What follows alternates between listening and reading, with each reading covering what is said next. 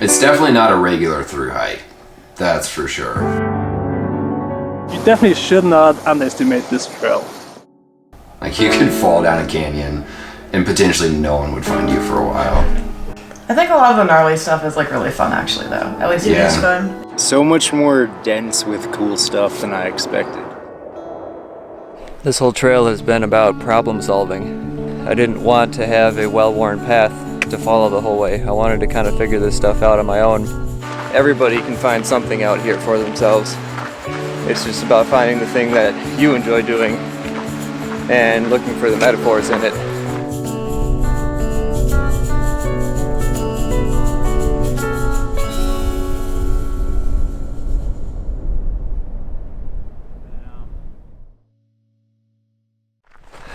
Well, I got my fix at Jacob Lake.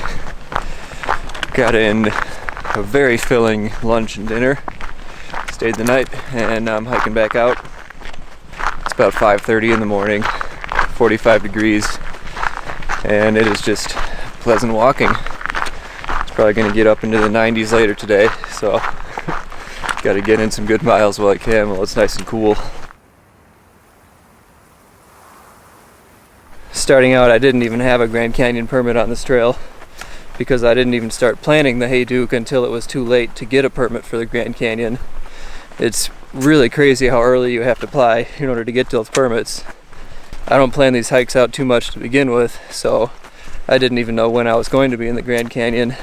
Luckily, I met up with number 2, and he's a much better planner than I am. He's been hiking a lot longer, so he kind of knows his pace better than I do. He was able to get a Grand Canyon permit, and I was able to kind of piggyback on his permit, so we're going to be hiking through there together. We just entered a burn area. We'll be going through this for the next 7 miles or so. What that means for us is that we're not in the shelter of the trees anymore. The wind has really picked up and it's a lot sunnier.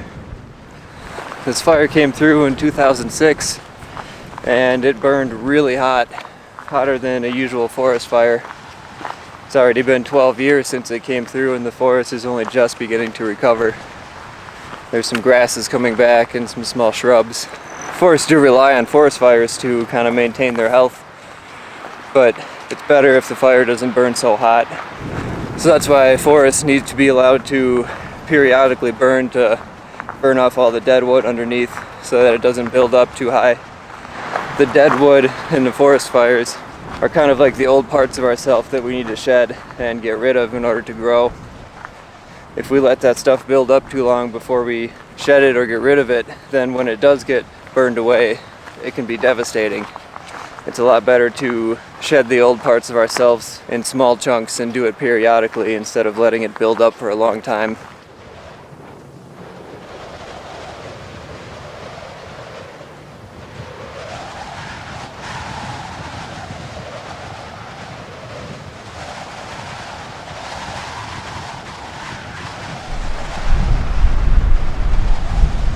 We're finally about to enter the trees. Shelter from the wind.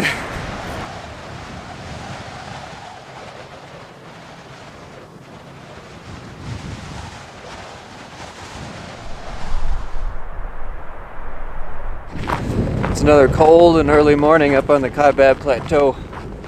But today's the last day up here because tomorrow we enter the Grand Canyon. This is kind of the highlight of the whole Hayduke.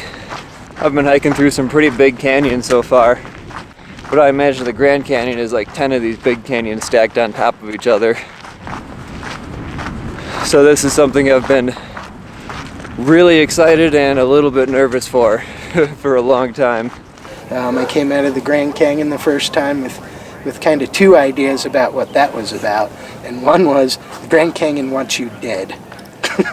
And it's your job not to become so. And so that was a fantastic challenge, especially for somebody like me who doesn't like exposure. You know, and I spent a month going, all right, I can handle this. I don't know how, but getting through. And the other thing the Grand Canyon, and I would say wilderness, has taught me is what's truly important in the world. And I know I came out of the Grand Canyon, and we did have some rough adventures in there. But with the idea that what's really important in the world is just some food and some water and a hug from somebody you care about. And everything else is a bonus. And you keep that in context, it's pretty easy to be happy. Wow. So we just screwed up a little bit. Our last water source was Dog Lake about 3 miles ago, and it wasn't very good water, so we didn't take very much from there because there was another spring coming up that was supposed to be really nice, Crystal Springs. So we were gonna plan on really tanking up there, and of course it's dry, and there was really no good water sources for another 19 miles after this. We're gonna go to Sourdough Well, another 3 miles from here.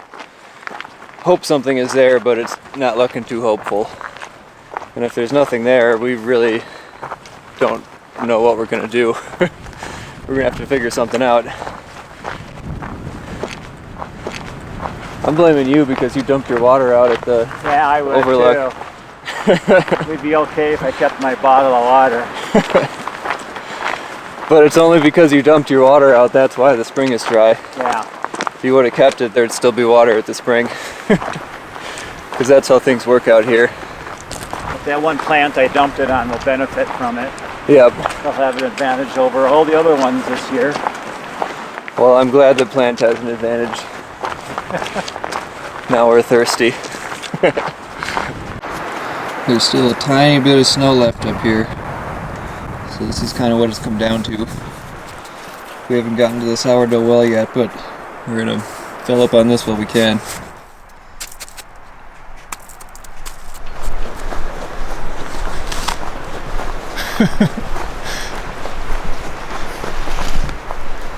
Okay. Okay, so we went and got snow. Now we found water immediately. Yeah. False alarm. Like less than half a mile later, there's a whole nother water source. Wow, and it's not on the map. We had no idea it was here. You don't have to get that much water here. I'm sure there's water at Sourdough Well. Yeah. We'll rely on that. I'll just grab a bottle here. Yep. Good idea.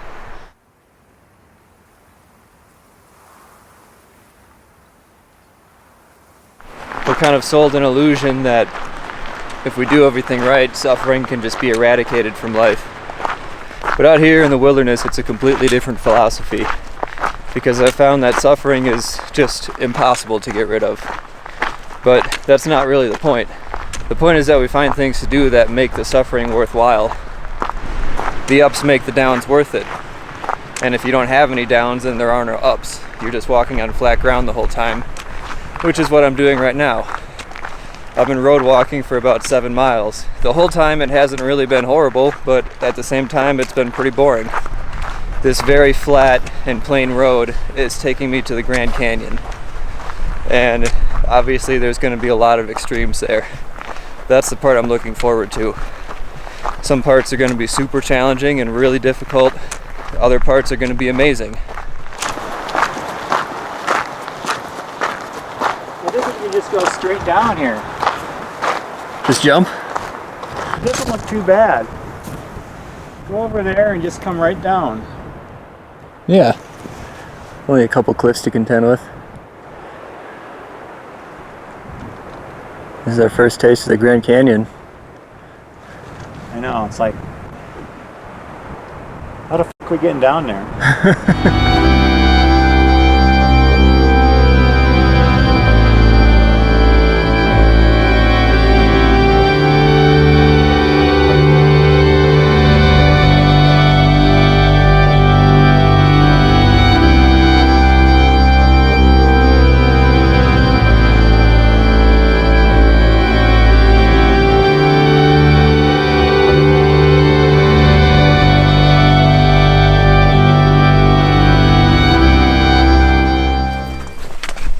This is going to be a very long, slow, tedious, and probably dangerous descent.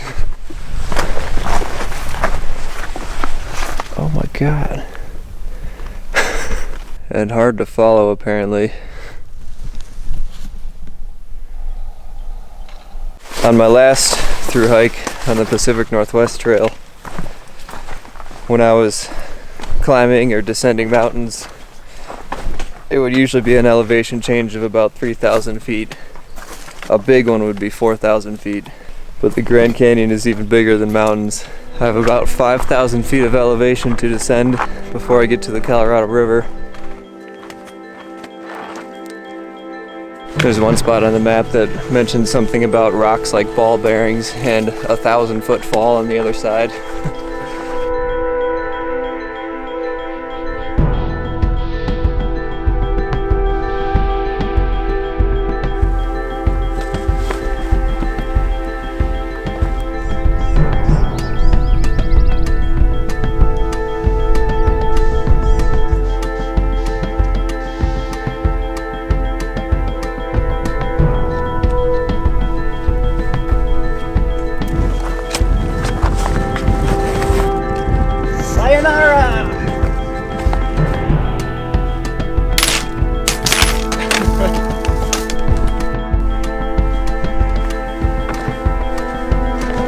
These long descents can get really tedious. Very slow step by step, only like 6 inches at a time. If I start taking bigger steps, that's when the trail reminds me to slow down, because that's when I start slipping.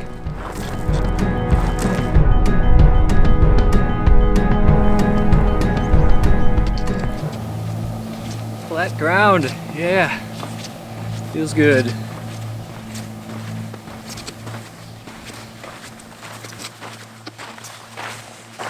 Made it to the bottom. That's the Colorado River. That looks nice and cold. I could just feel the temperature increasing as we descended. It started out being about 50 degrees up on top. It's about 95 now.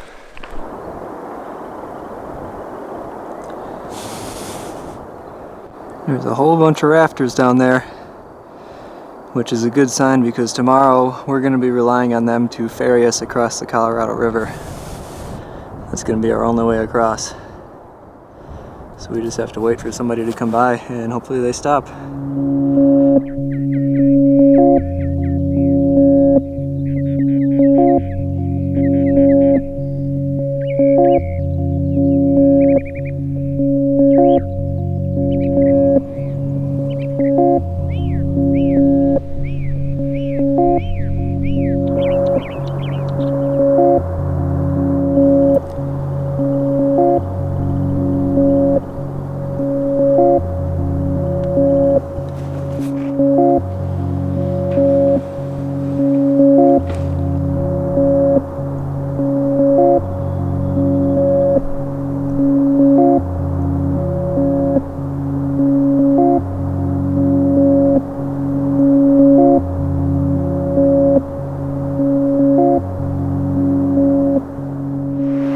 Probably can't see it, but there's a trail up here. That's what I'm doing this morning. Trying to knock this out so we can get to the ferry point in time for some rafters to come by. It's covered in cactus, thorny plants, on really steep, loose, sandy parts, and it just overall sucks. So it's very slow going. I already did about 4 miles of this yesterday just to get to camp, and I feel like I'm missing a layer of skin on my legs.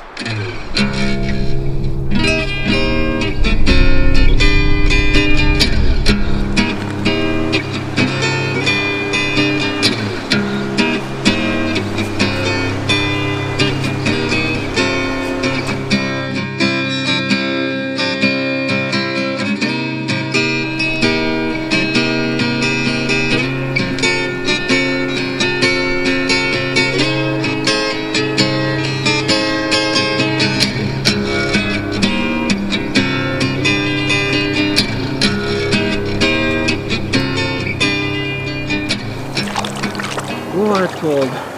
I told ya. Yeah.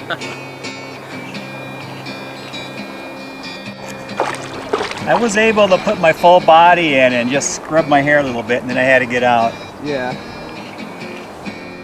It's not nearly hot enough to do that.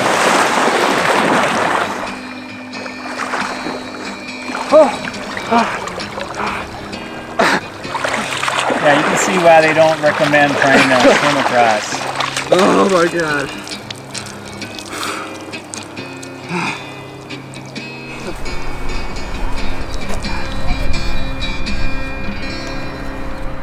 The question is, do you have cold beer? Nope. That's the question for you. Yeah, we were under two up here. Certainly got a full boat. Wow. Yeah. They do a great job. I mean, I've heard pork chops and steak and corn. It was spaghetti, but it was homemade sauce. I mean, when they had to come by,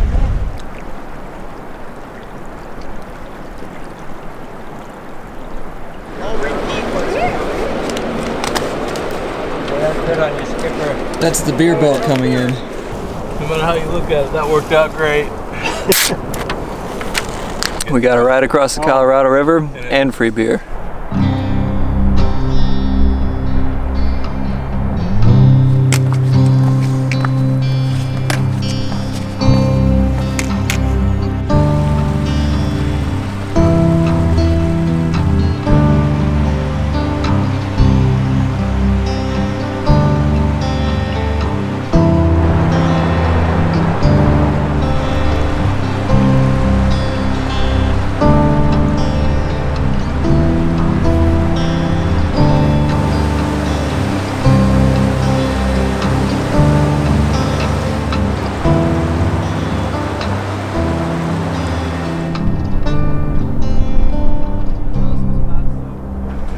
I'm on the Beamer Trail up on these very dry and hot benches above the Colorado River.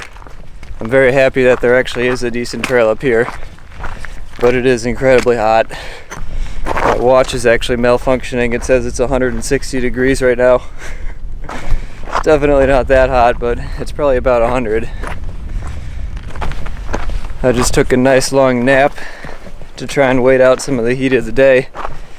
But then the sun crept over and all my shade disappeared. But it's not that much longer until camp, and then I'll be down on the beach by the river again. Definitely jumping in the river when I get there.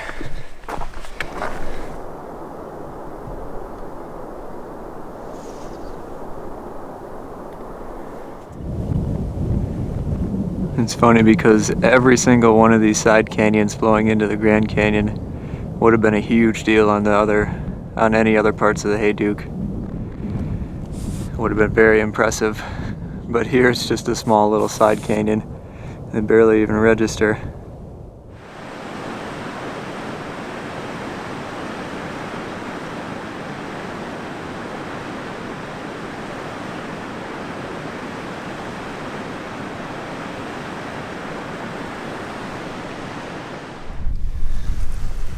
All it takes is a tiny little patch of shade, but it makes a pretty good break spot. A lot of what the wilderness teaches us, it kind of just comes down to being aware of our own thoughts and having a little bit of control over them. Humans are very habitual creatures, and we develop patterns in order to save work. But since there's so much variability in the wilderness, it forces us to approach each task as its own problem. At first it might be kind of overwhelming and very mentally draining to confront each problem individually instead of running a predetermined pattern of behavior. But over time that approach itself becomes a pattern, and then it becomes a little bit more automatic. And this approach can deal with a lot wider variety of problems.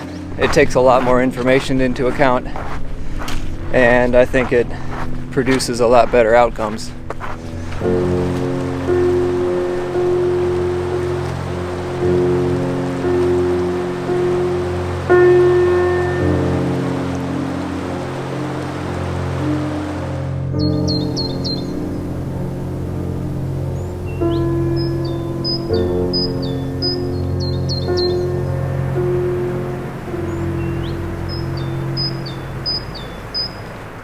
When you get in there, make sure you find commercial river trips, because they're just going to pull over and set up their kitchen just in trade for stories, to hear what you're talking about, where you came from, because everybody's in awe. Like, nobody walks in the Grand Canyon. You come through here on a boat. In fact, that's what you hear a lot. Where's your boat? I love telling them in Moab. Last night took kind of an interesting turn. In the morning I stayed in camp a little bit longer, and number 2 left early, and I hadn't seen him all day, so I was trying to catch up to him. But then I wandered through one of those rafting expeditions. I stopped to ask them if they had seen number 2. Nobody had seen him, but before I knew it, I was eating a salmon dinner with him. There's no way I could turn that down. It's really amazing what kind of stuff they can bring out here. They have a full buffet, basically. They even gave me a whole bunch of leftovers, so I left with like 4 pounds of salmon and a whole bunch of snacks. Now I'm trying to catch up to number 2, hopefully give him some of this stuff, but I don't know if I'm going to see him today.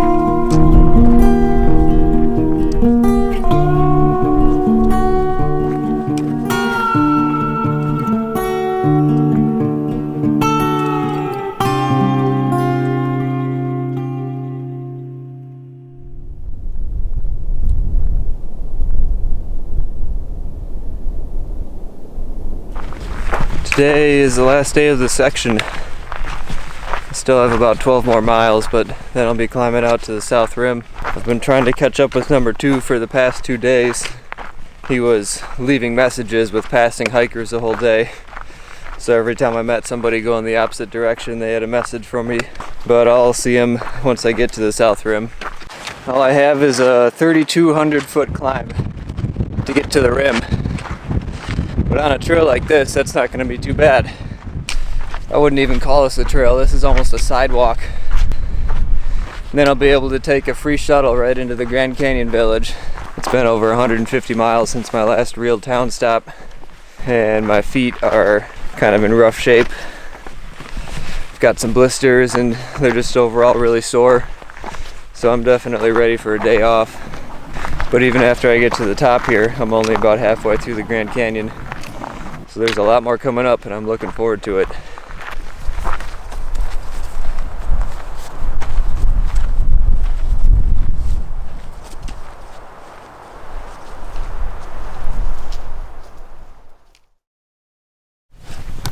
Well, in case you're wondering what a plunge pool is, this is pretty much it. The only way forward is to go in the water, and you have to plunge into it. The guidebook said there'd be dozens of these pools. Well, I'm not going down as fast as I thought I would be. Yeah, it's a pretty controlled slide, it looks like. Yeah. Except for here.